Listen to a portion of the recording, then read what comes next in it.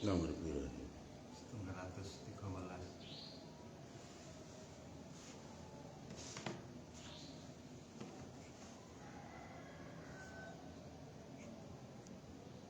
Endi? Maka dari qaulu alam taro.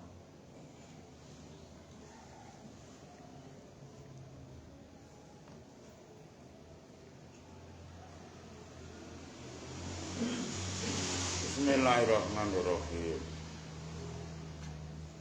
Maka dari kalanku kaya mengkono-mengkono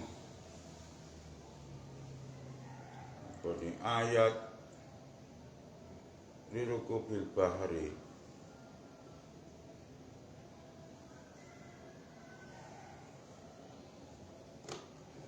Qaulu dawe Allah ta'ala rupane alam taro anal fulka tajri fil bahri.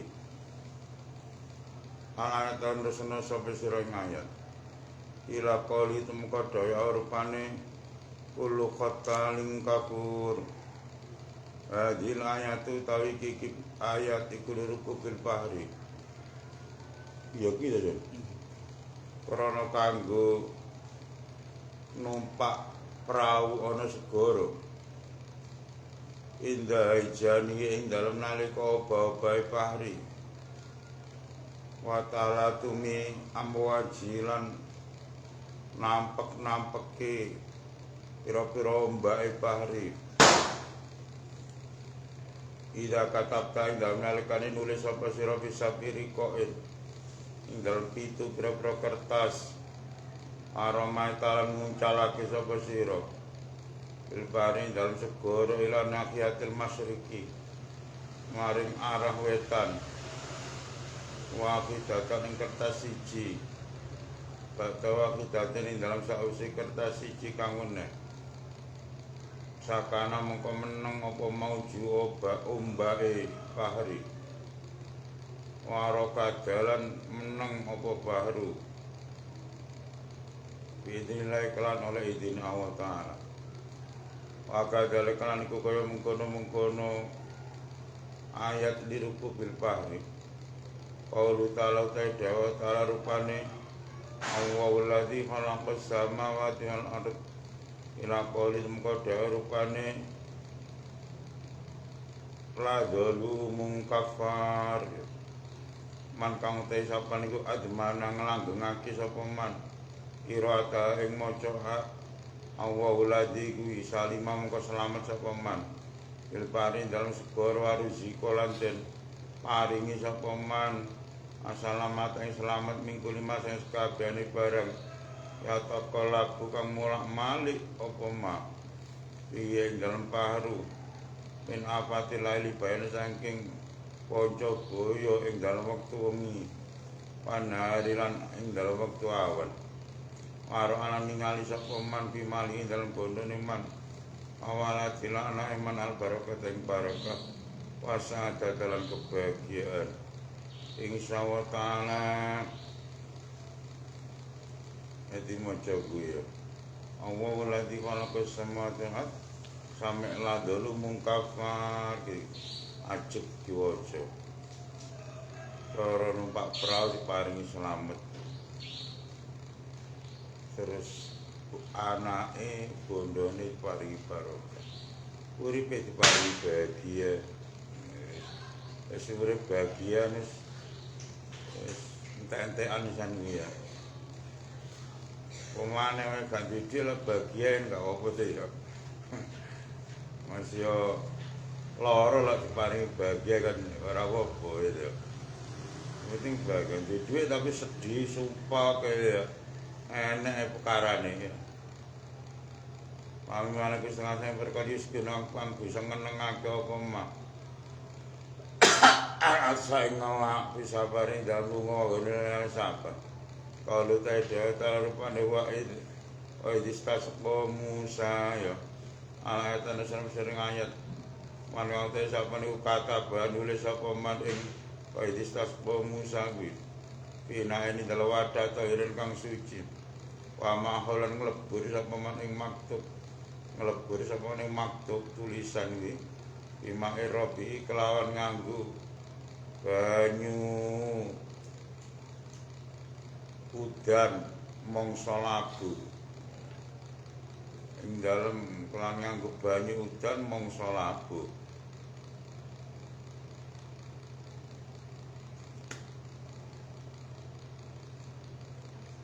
wajalan dadake sapa man ing mak ikarurate ing dalem gendul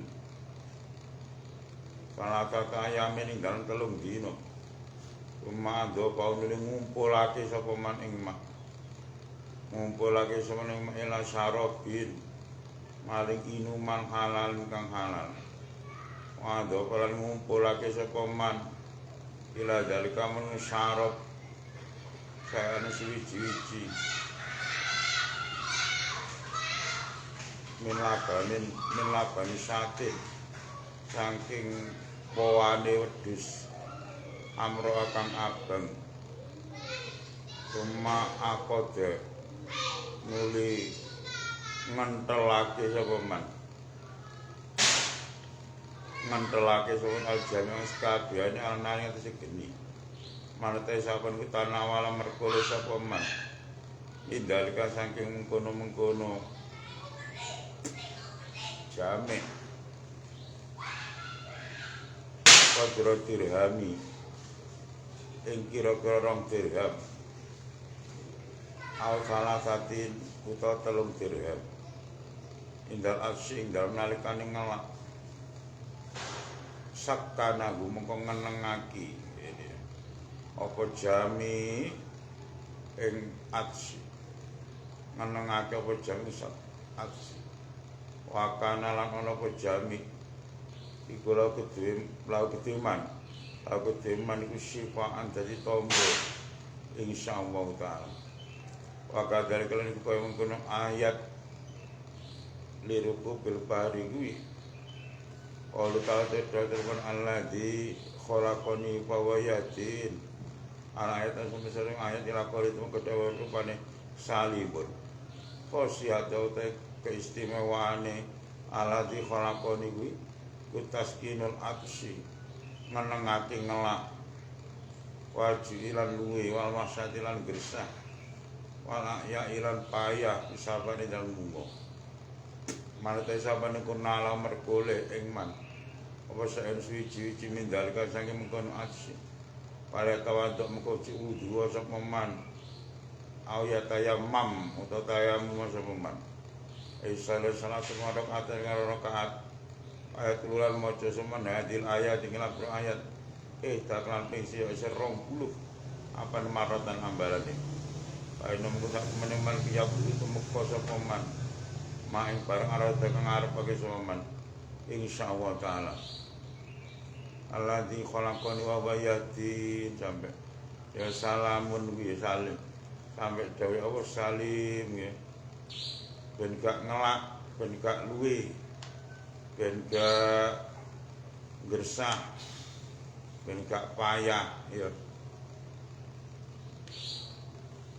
poso ben gak ngelak aja maca kuwi gitu ben gak luwe maca kuwi ya lunga-lunga ben gak kawasal dalam perjalanan ya maca kuwi alladzi khalaqani fa wayatin diwaca ing pirang ya sampai salimun kuwi diwaca ping 11 selikur tapi salat dhisik salat sunat 2 rakaat terus maca kuwi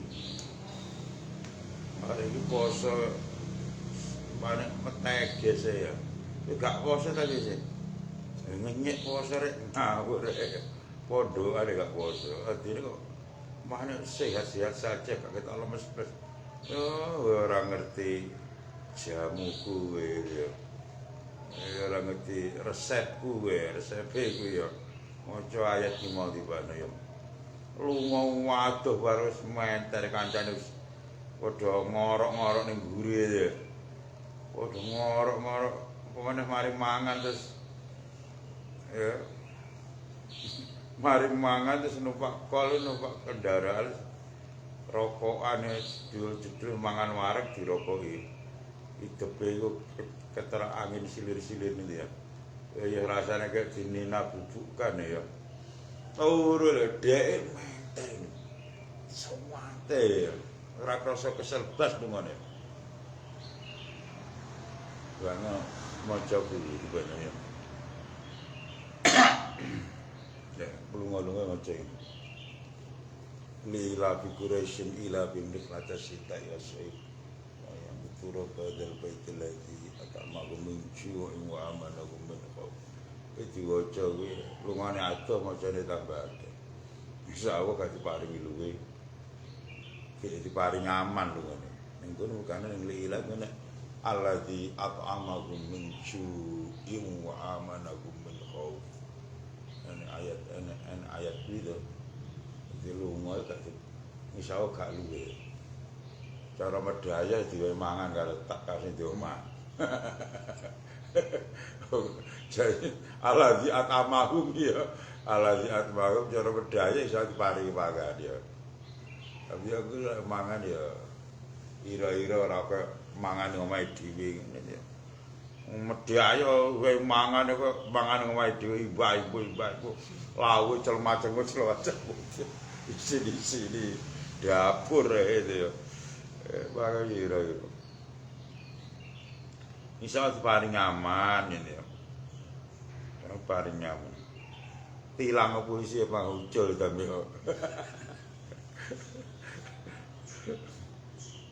kami melang setengah saking perkara yuskino kang ngenengake omah yuskino kang bisa ngenengake apa ma'al khafaqona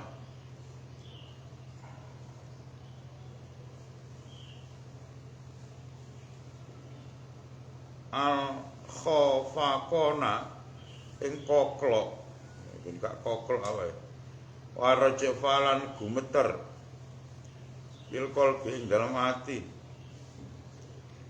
qalu ta'ala ta'ala apa waru dinin layabun iki cara ben ngomong ben gak grogi adep-adepan wong ben gak grogi ben gak koklok atine ben gak gumeter ben gak wedi aja apa waru dinin layabun ayat sampeyan ayat lakol itu mengedhe Allah al khosirin man ngote sapa niku kata banulis sapa man hatainil ayat ning iki lah kare-kare ayat loro bisa kopaten ing dalem cowek ndadak go cowek bane bisa kopati fakhore ning dalem cowek saking lemah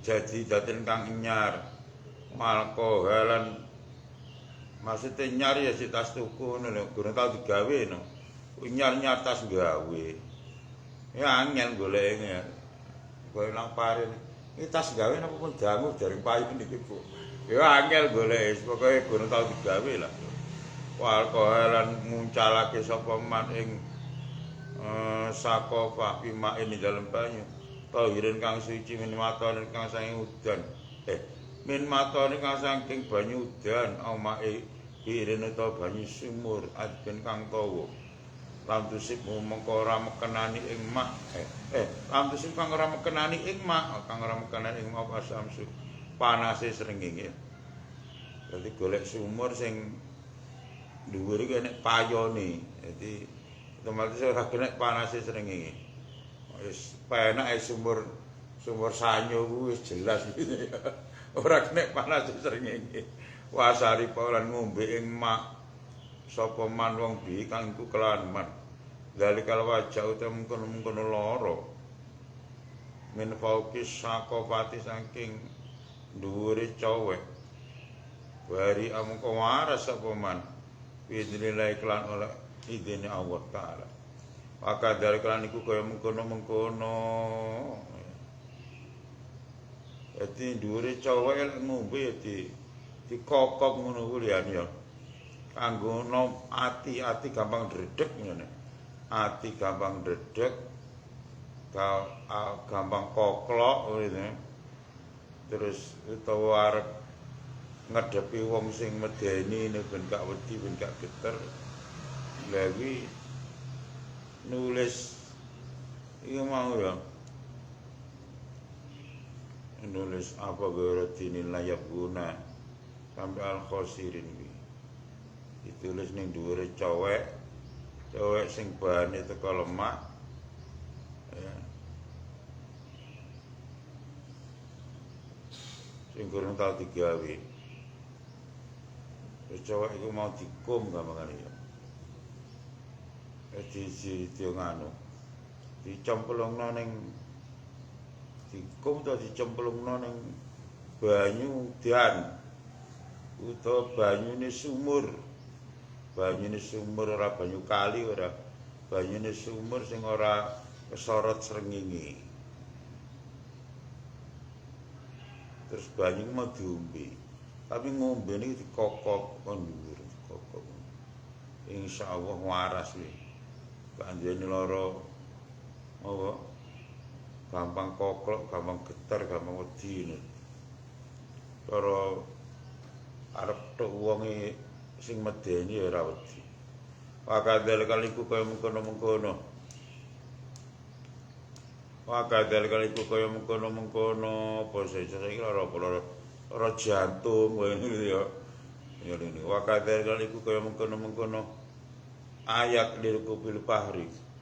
Qaulu ta'ala dawa ta'ala rupane wa imma yang zagon lakam nasyaitoni nazgun alayatan ayat ila qalit mongko rupane mubsirun man kang utai sapane wong kata gelem nulis sapane wa imma yang zagon lakam nasyaiton bisa biwarokoten ing dalam itu pira-pira kertas amal Jumat ing dalam dina Jumat indah tulis samsi ing dalam kometune srengenge wabala alan ngulu sapa man kula yamen dalam saben-saben dina warokotan ing kertas siji masyari balan ngombe sapa man alega ing atase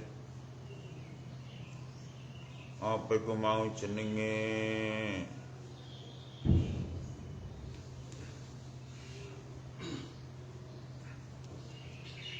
warokoh kuwi warokoh juratan ing sak celegokan imain saking banyu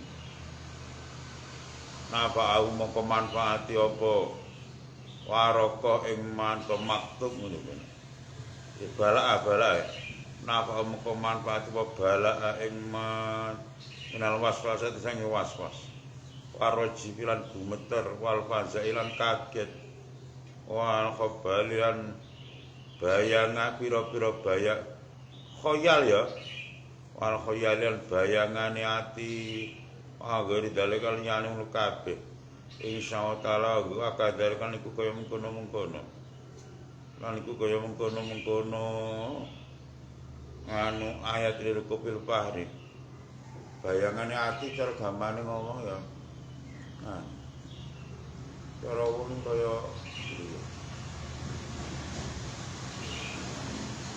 rumah sane wis wedi ae. Ati iki wedi kaya kaya piye ya. Rumah sing kaya wong rasane cepet tenan. Wah, lah iki yo. Ngono ya. Dah kaya itu wah. Budak mo gitu ya. Atine gelisah wedi kaya arep ana sesuatu sing sing nglarani dheke ngancam dheke ngono ya.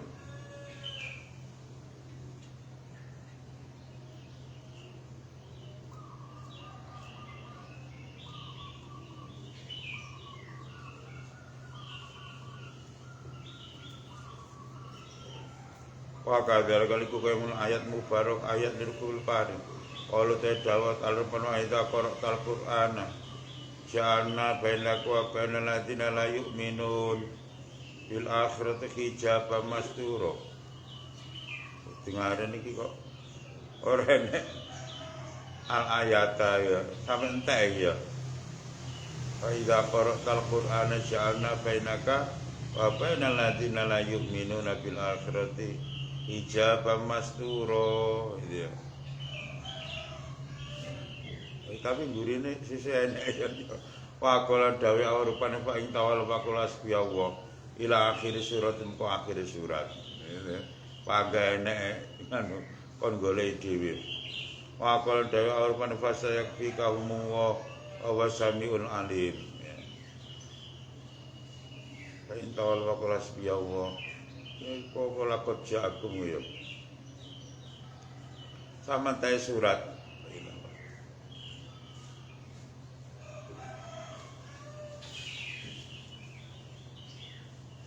Pokoknya kuwi lah golongan sampai entek surat. Hadil ayat ta kilafil ayat iki ida kalah. Ing dalem nalikane maca ing hadil ayat. Sapa aling sanemunsa.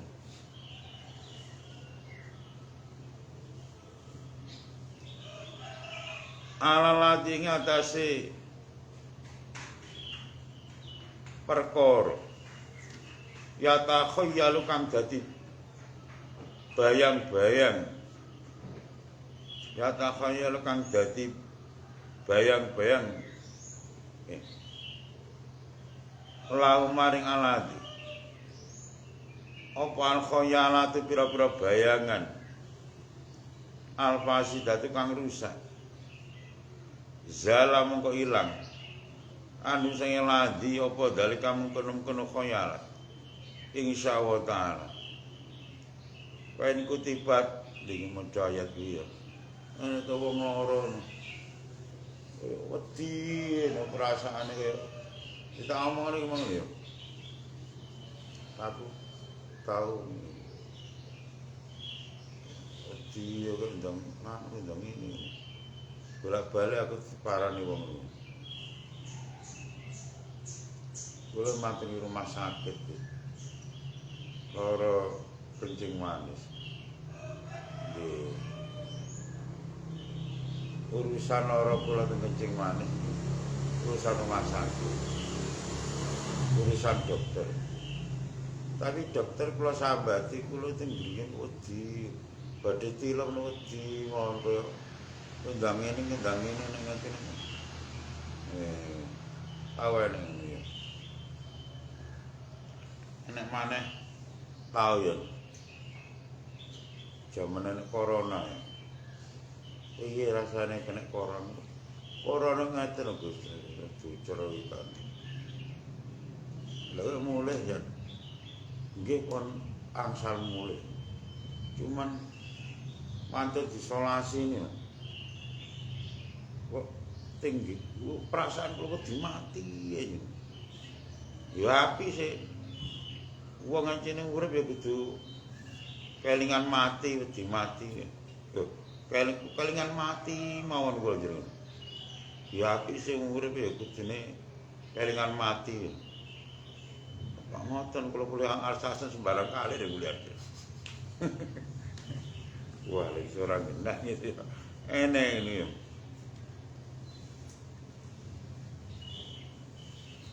Bayangan itu. Iku cik nganu cik rupa gondang ini. Enek sing nganu sing kaya eruh senan.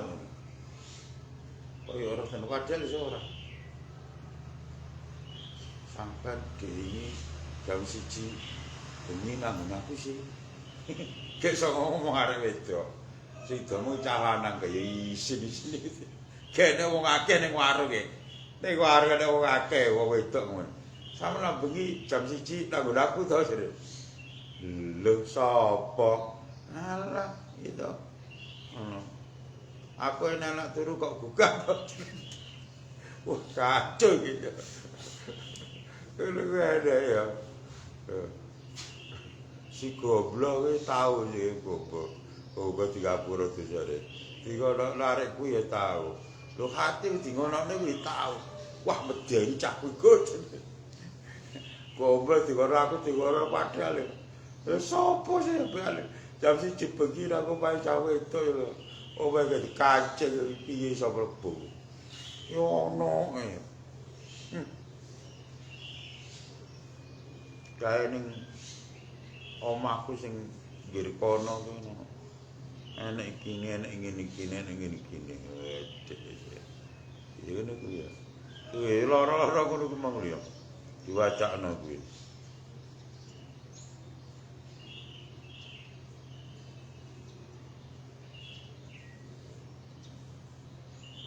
Kaiman yang zawar naka minas syaitoni. Bisa dengan dima ya.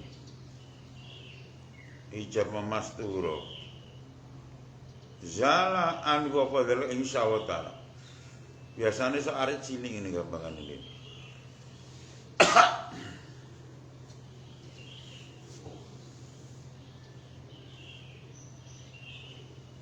Arek cilik sing gampang ketok-ketokan kok. Gampang ketok-ketokan biasanya dari cilik-cilik iku diwacana kuwi. Diwacana ayat kuwi. Ya takhayyalu al-khayalata zala anhu dalika insyaallah taala. Wa in kutibat lamun den tulis. Sapa anakmu ke wafat tau jam ya. Teko Pak. Tamu itu harus bersari. Bingung lho wong ora ada. Apa le? Ora enek. Apa iku mau jenenge wae kutiba lamun den tulis apa hadil ayat khirqatin ing dalem pipi khirqati sufin ing dalem pipih ing dalem pipih saking wulu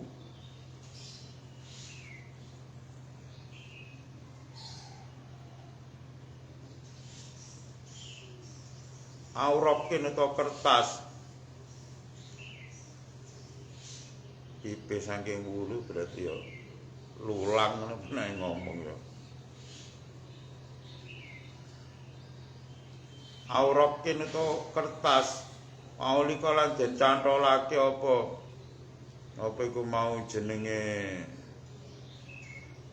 hadil ayat piye oleh kala den cantolake apa rokin kuwi alaman ngatasi wong bikangku kelawan man dalika untuk mengkono-mengkono ya takhayyalu lahu al-khayalat kuwi zala mengko ilang apa dalik ing anu saking mat insyaallah taala wa kadhalika lan iku kaya mengkono-mengkono apa iku mau jenenge ayat liruku bil fahri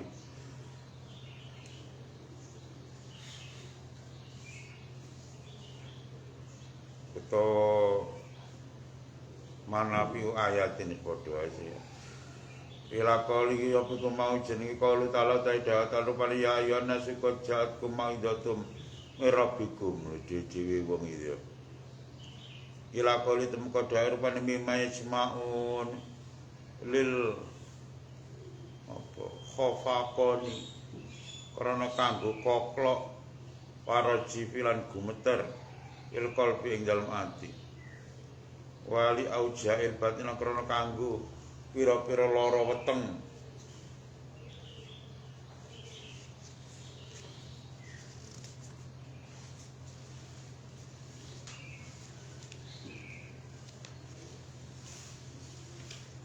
kainatan iku kang tinemu kainatamma kainatan iku kang tinemu kainatam makanat ngene kang tinemu apa anane auja iku kang tinemu apa anane auja tuktaku den tulis apa ya ayyuhan nasu qad ja'akum iso kipaten ing dalem lembaran min baiti rajulin kang saking omahe wong lanang lam yujami kang durung tau jima sapa rajul imra'atan ing wong wadon kotu babar pisan iki ning omahku kuwi wayum khanan den lebur apa kitab bimai binen kang nganggo banyu sumur au ahdara ya kang ijo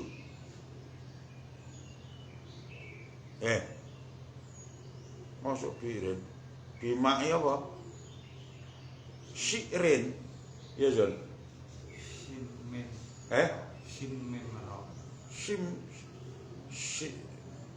simrin ngene ya ya lan banyu cukulan ahdara kang ijo Wayudha lan den kumpulake lahi maring ma apa saeun suci-suci. Minasukari saking gula. Man kang te sapa niku sari pangombe sapa man min hadal mae sing kila banyu zalam kok ilang. Anu saing man apa ma perkara. Ya jitu kang tenemu sapa man ing ma. Bindile ta'ala kala idina wa ta'ala. Iya. Qad ya ayyuhan nasu qad ja'atkum iya.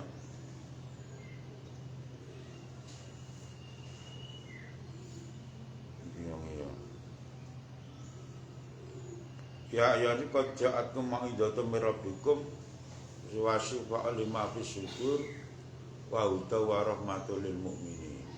Ya ayyuhan nasu qad ja'atkum mau'izatun min rabbikum wa shifa'un lima fis sudur wa hudan wa rahmatul lil mu'minin. Terus itu. Lagi di apa ngomong?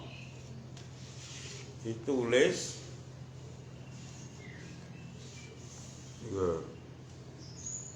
neng lembaran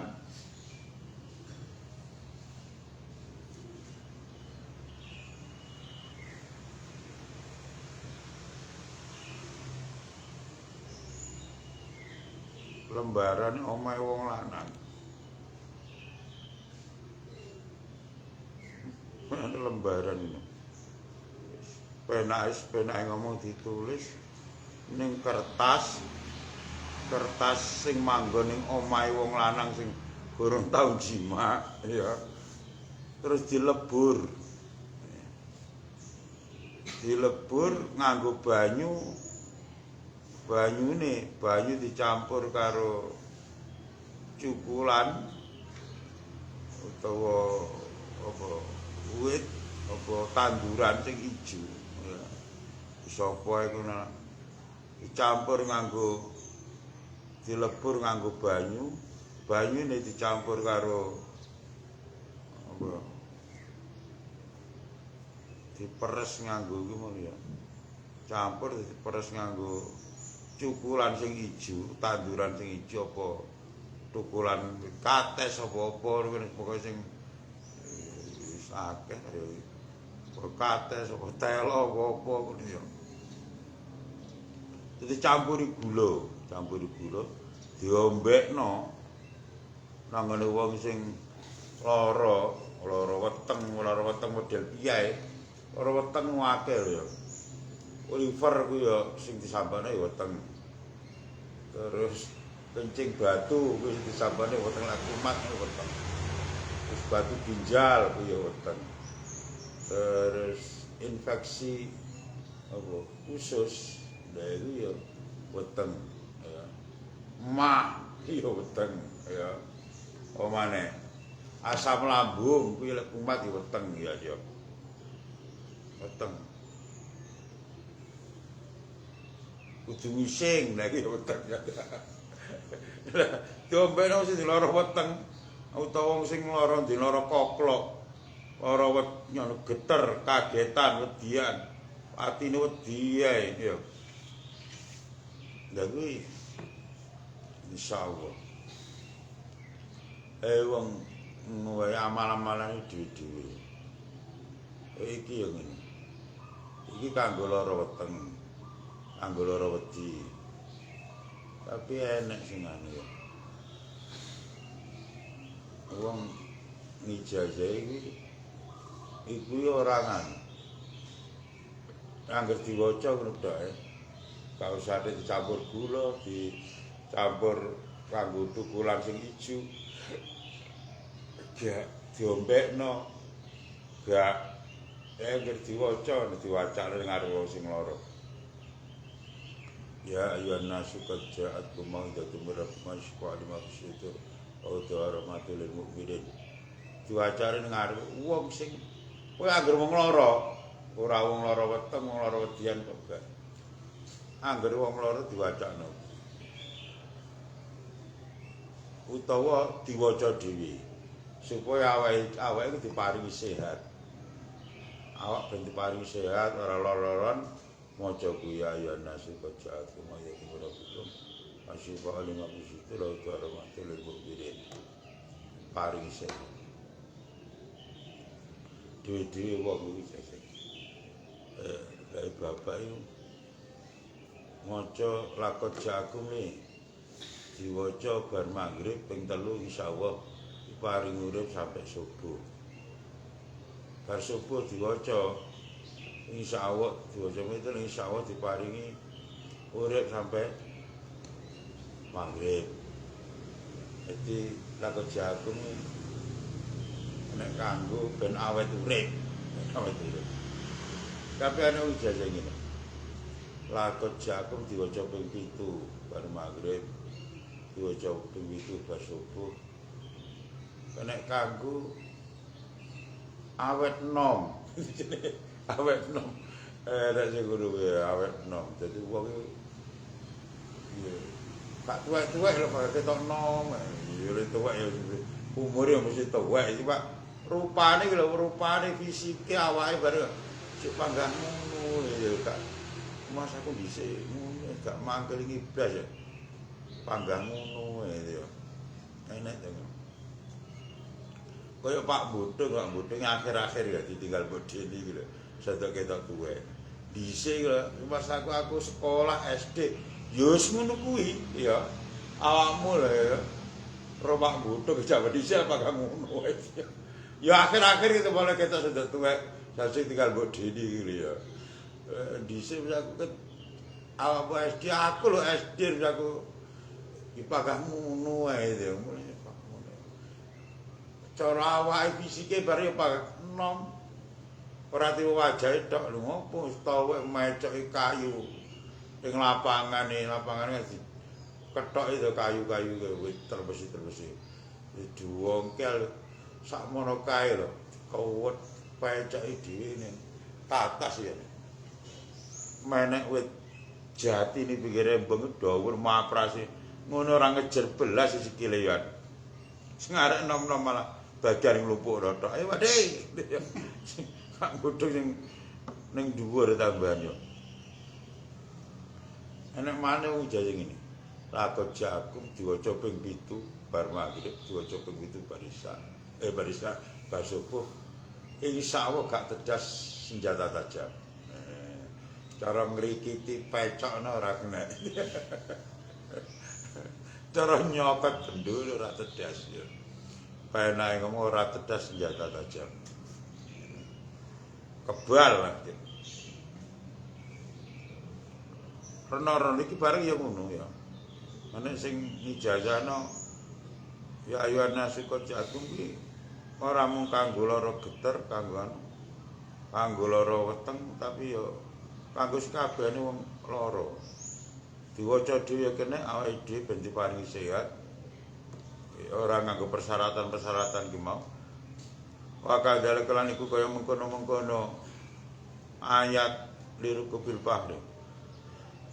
Surat Alam Nasr itu surat Alam Nasr. Lha iki masuk ila akhiri wis roh hamdan yo kene ila akhiri iki. Ila idaku tipa ndang kene ditulis apa surat Alam Nasr ina ini dalam wadah tawirin kang suci. Wa mukiyat lan den lebur apa surat Al-Nasr bima izam-zamin lan nganggo banyu zam-zam. Au main matar itu banyu udan. Golek banyu zam-zam angel. Ya banyu udan iki aman lumpukna sama dijuliken. Wasari barang ngombe pindhal kesempun mak. Sapa man wong bikang iku kelan man khofaqonun utawi koklok auraji pun utawa apa mau auraji pun mana auraji pun utawa gemeter napa mongko manfaati apa mak ing man wazal lan ilang apa iku mau jenenge khofaqon kuwi anu saking makna iku malah paenak iki. Pinilai ta'ala oleh idina ta'ala. Sing duweni lara ati ngono. Lara ati koklok kewedian undang ini. Nulis Alam Nasr ning ada sing suci. Apa ning cowek apa ning lengser ngene. Wis tulisane mau dilebur. karo banyu sumur, banyu udan ya, terus diombekno. Iki nganu ya.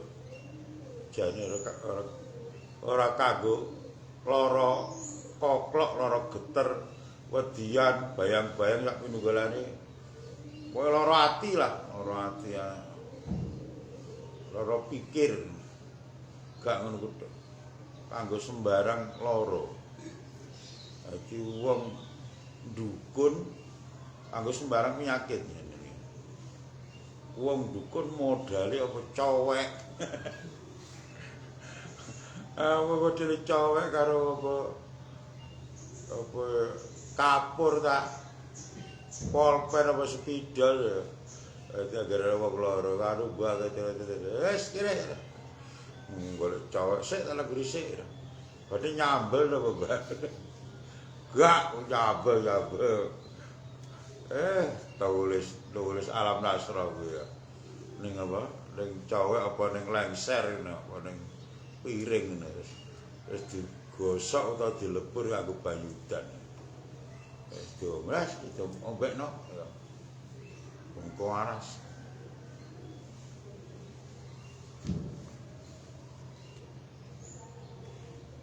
Maka dari kala niku kamun kono. Semangat wis.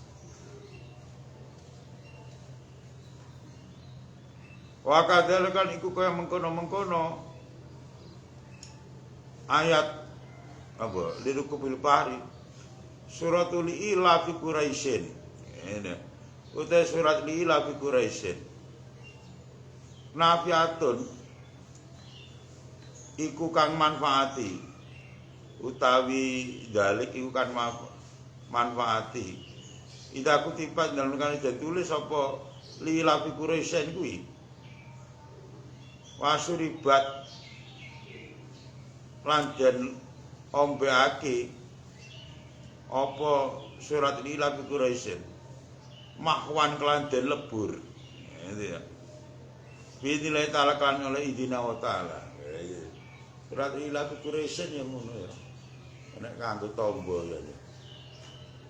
Dilebur kanggo banyu. Tulis ning lengser apa ning cowek apa ning apa ngene ya. Terus tulisan iki dilebur sampai ilang. Dilebur nganggo banyu sampai ilang, wis diombekno. Sing lara kuwi ya wis. Wis le muga-muga waras. Wis sabar kamu. Nggih, Mbah. Niki Mbah, apa repot iki? Alah damel kemanden. Oh iya matur suwun. Ora kabar dibuka dijukuk kadhe lepore sak langsung ya. Dijukuk sret jero kamar. Ipano karcis bis ipano. Kleher sing nyangoni. Nyangoni ager-ager. Ning sak dijukuk agar dene iki wah langsung ya. Ipano dijabut itu dhuwit karcis bis ke perongos kan. Al-Faidah Taibat Atlaniyati kang nomor 2. Pasal 70 tahun ya. Cerita tenan buka tapi ya.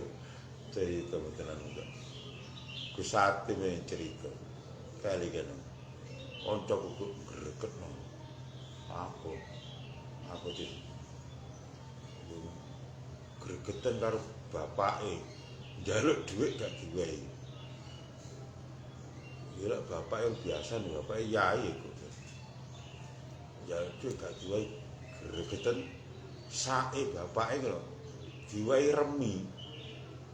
Sae bapake sak klambi diwai remi. Remi. Bilang ketuku kok. Lah bapake pas tuku apa ning jabut gak ngerti lah ngene. Sret niki duit campur remi. Wis setengah mati jenenge. Biasa ya. Wong yai dinan remi rek. Warung abang wajib kriting. Lah pas joker ngono ya.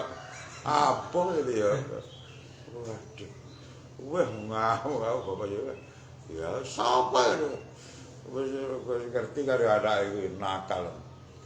Langsung terus awakmu ya. Oh bapak jaluk dhuwit angel. wani karo bapak. Jeneng anak yai ngene. Akeh-akeh kaya nakal-nakal ini. Wa al faidah itu faidah. Asanati kang nomor si. Al faidah itu faidah asanati kang nomor loro asap 70. Ku fi manafi ayatin.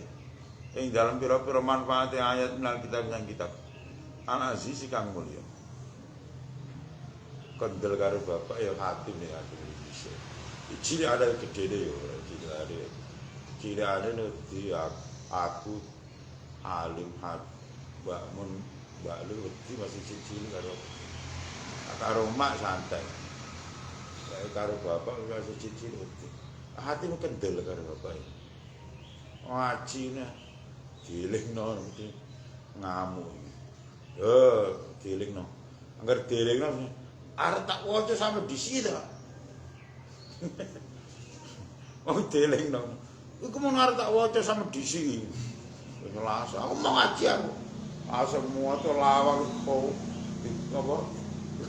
Lawang dicelok bruwak ning ngene. Wis susah kene iki ya.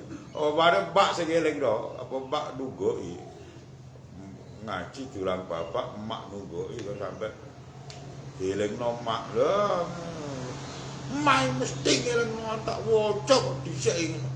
Pas mau ngaji aku langsung metu lawang buating jeruan wong aku. Wis kacil wis bolak-balik tak omongi to bapak. Ajaran bareng akor ati diulang bareng. Der.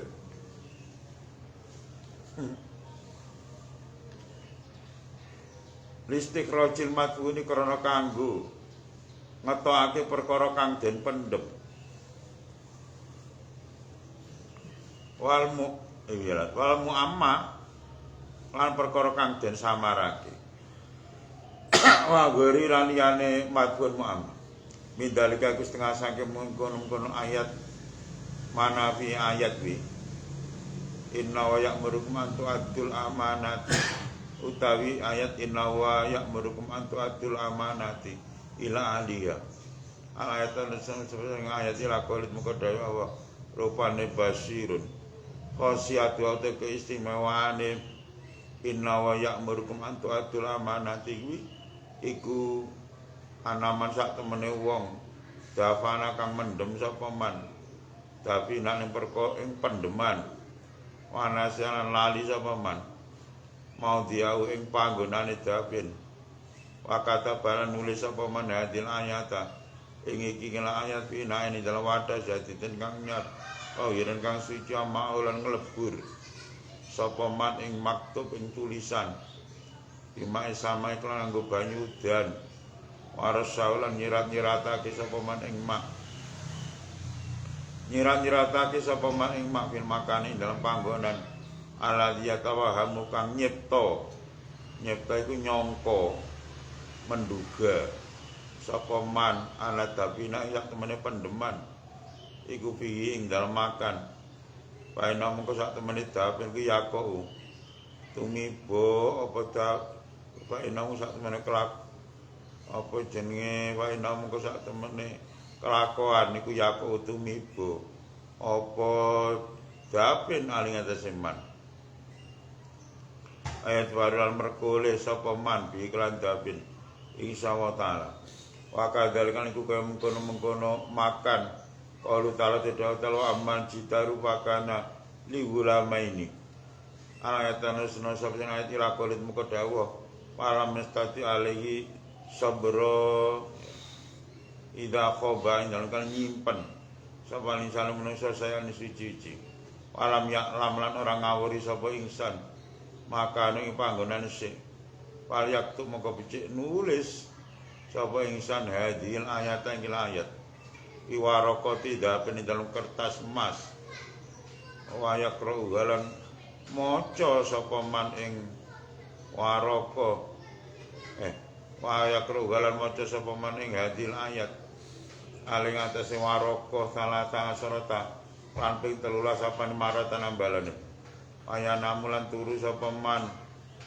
ala jani pingatasi lambunge man ala isari kang kiwa wa jalulan dadekake sapa man apa iku mau jenenge waraka tataro sindal misoni-sori siraiman wala yang kolipulan ora malik sapa man ala jani pingatasi lambunge man ala iman kang dengen kaya aku ngucap sapa man mak ing perkara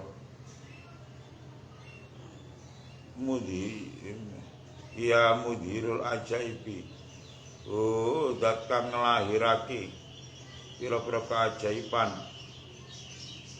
ya dalilakul haizin dat kang nuduhake wong kang bingung kuli khairin ya dat kang nuduhake wong kang bingung ya mursyidakul lidolin dat kang nuduhake saben-saben perkara kang ilang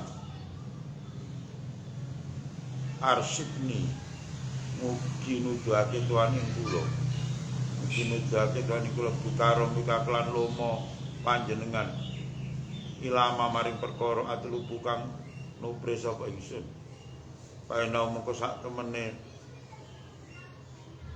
man utawa wong iku ya bakal ningali sapa wong imanami indal turune wong mak ing perkara ya dulu kang nuduhake apa mak ala dalika ing atase mengkono-mengkono apa iku mau jenenge ala dalika ing atase mengkono-mengkono insyaallah taala goleki harta yang terpendam harta sing terpendam utawa barang ilang ning ndi iso kan arek watu gilik arek watu gilik skojo loro rene ngowengkel Gus apa bapak sampean sih kan wong ampuh ya. Bapak sampean wong ampuh zamane Pak Karno sih kan harta peninggalan kerajaan-kerajaan dhisik itu kan karo Pak Karno kan ngam harta bendane kekayaan raja-raja sing dhisik karo Pak Karno kan diopeni lha kuwi terus di pasrahno karo kiai-kiai sing duweni kemampuan gaibno barang termasuk emas terus uang Brazil utawa ngarep uang ugi ta apa jenenge ugi Brazil kuwi lah mestine abah sampeyan dipasrahi kon gaibno harta bendane Pak Karno. Lha mbok ora ro aku. Mbak nek sing ngomong yo. Kono abah sama termasuk iso gaibno barang.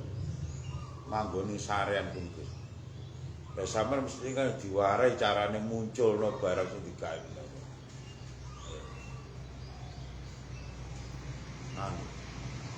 Sampeyan muncul napa?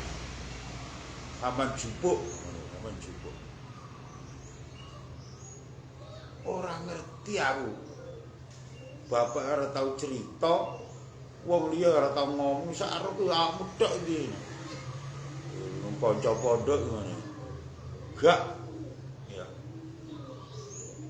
Enek yakin aku enek sing ngomongi wong ampuh ya. Ning sarean Bapak sampean niku lho. Ndang Gus, ya. Ndang. Sampean munculno, sampean sampean ketokno, sampean goleki. Lho aku lho ora iso ngeruhe ora kok dadakno. Ngowengkel arek panggane ya. Ya lambuh, ora ngerti aku ngono. Wis ngene Gus, sampeyan iki kon ngono emoh ngono. Nganu wis sampeyan ndek popok wiwis gendeng kowe iki. Wong saiki wonge popok wis ora usum e. Saiki ganti pempes kuwi. Wiwi masa wiwi lak bayi ya, wiwi gombel kok.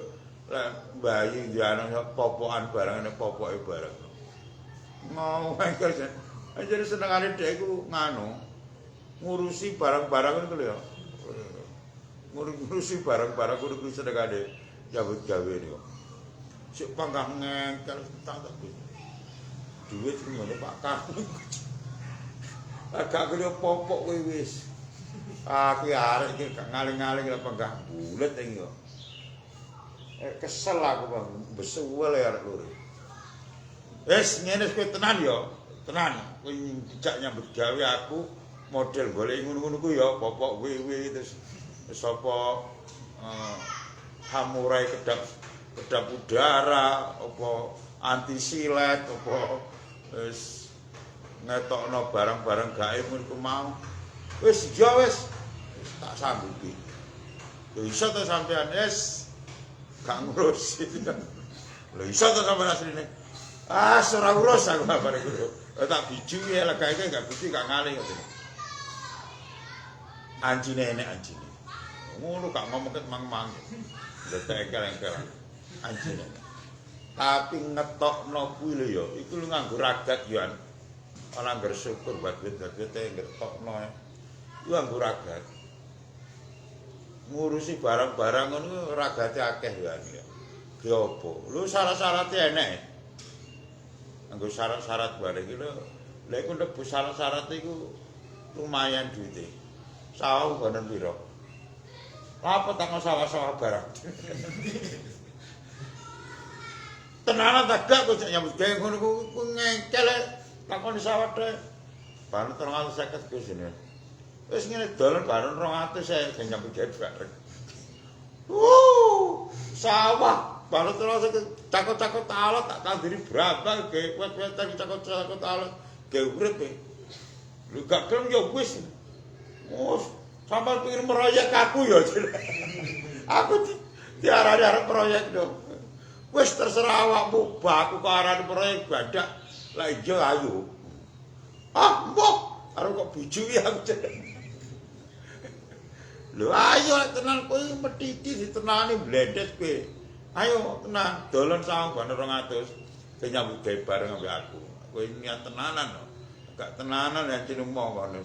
Wes gak kurus. Mulai aku durung iki.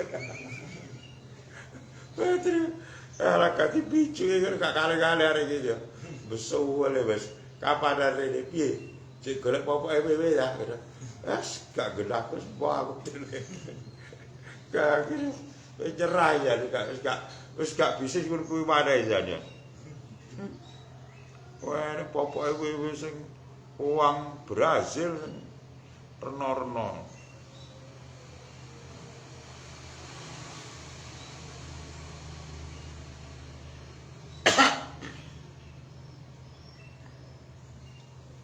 Wa kadal kakul wa inna la tanzuru bil alamin.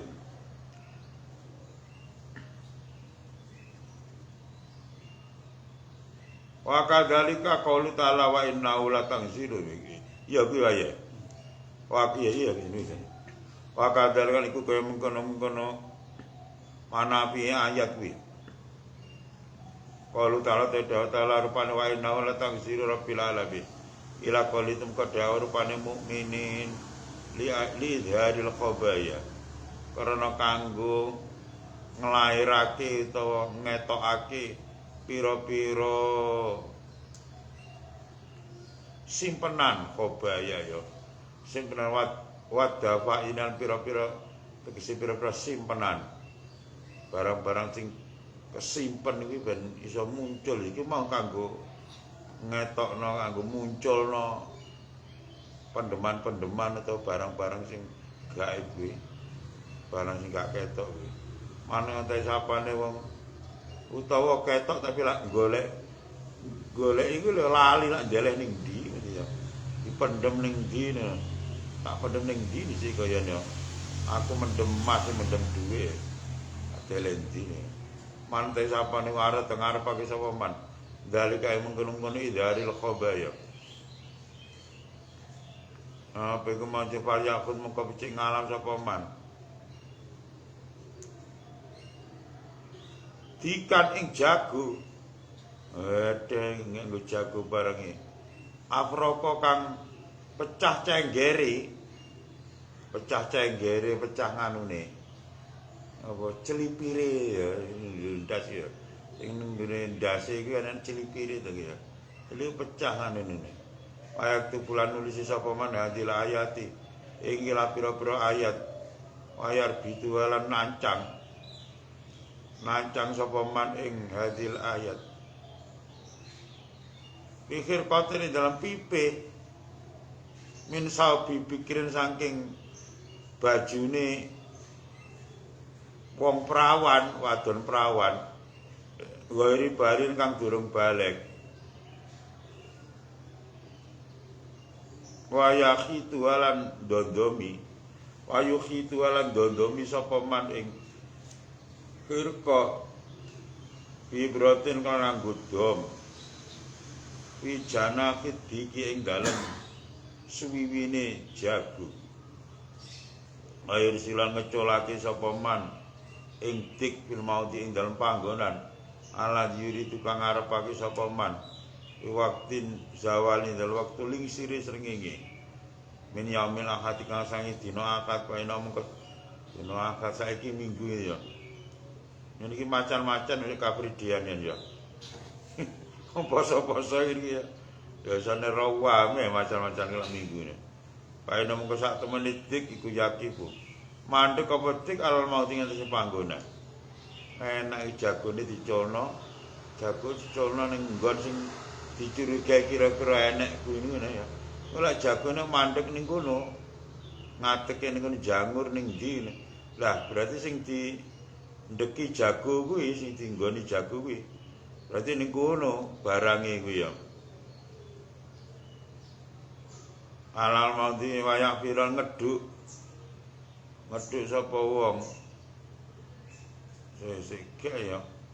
Ya iku alal maudi wayak virulan ngeduk apa dik di apa dicekeri ngene jane kare ayah film ngeduk apa dik bericil kan sikile dik jagone akhirnya mandek ning nggon pendeman ngono terus dieker-eker ning gone ya harus sikile iku bimit kori lan bericil kan sikile dik au bimit kori to kelawan nganggo cucuke dik aya dalam pertelo apa ma perkara iki kang ing dalem apa iku mau jenenge mau de wabi hadil alamati lan iki alamat asihru utawi sihir almakunu kang den pendem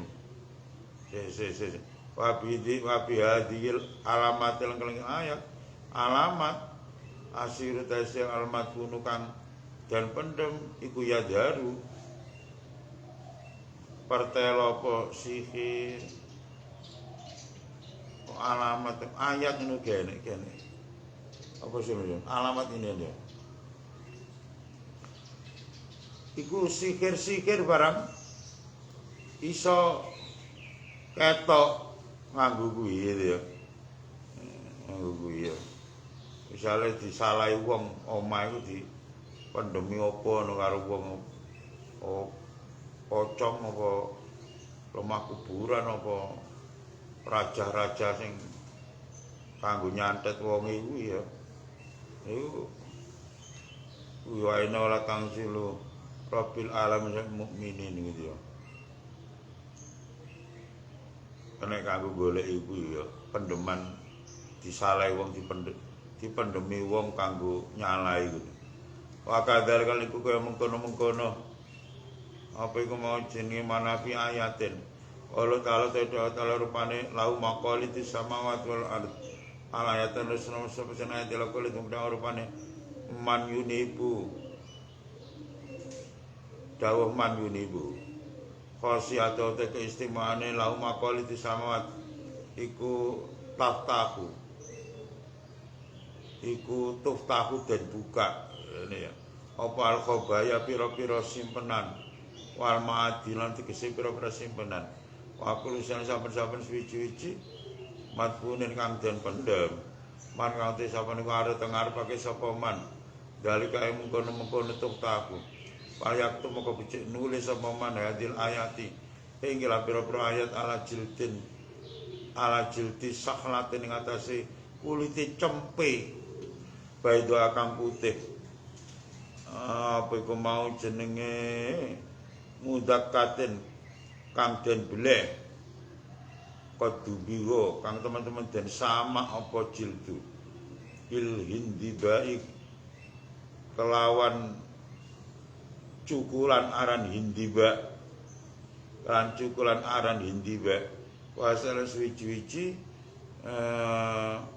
minasobiri kang saking celak asaktori kang bangsa saktori wa zakfaron mi'ak zakfaron ajal ndadake sapa man alkitab ing tulisan mutawayan hale kang den lempit wihir kote di dalam pipih hamro akang abang min sufin saking wulu ayu alaku lan den gantung ayu aliku lan gantungake sapa man gantungake samon fi unuki dikin ing dalem gulune jago afroko kang pecah cenggeri azroko kang kelau air sila ngecolake sapa man adika ing jago il mau ing dalem pangon ala diyuri tukang ngarepake sapa man fi awali saaten ing dalem awali mangsa min yamis Selasa saking dina Selasa paina mongko sak temene dik iku yakiku bakal mandek apa dik alal mau ing atase panggonan payah pasu mongko nyekeri apa dik nyekeri apa dik payubah itu mongko nyekeri apa dik payah pasu ngene payah pasu mongko nyekeri apa dik biri-cilik nganggo sikile dik au bimi kori teko nganggo cucu dik maratan ing dalam ambalan suwiji bakda maratan ing dalam sabusi ambalan kang uneh terus walau kobadot ini ya iya ngerti dah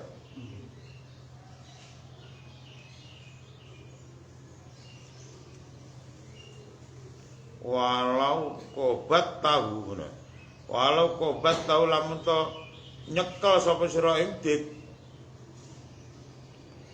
warsa tahu lan ngeculake sapa sira ing dik taniatan ing dalam ambal taniatan ing dalam ambal kang kaping 7 wa salisatan ambal kaping 3 lam yufarik mengko ora misai apa dik dalikal maudi aing mengko panggonan fakfir mengko ngeduka sapa sira ngeduka sapa sira gunaka ing dalam kono-kono panggonan tajid mengko nemu sapa sira mak ing perkara tatlubu kang nupre sapa sira insyaallah taala wa kadzalika alhamdulillah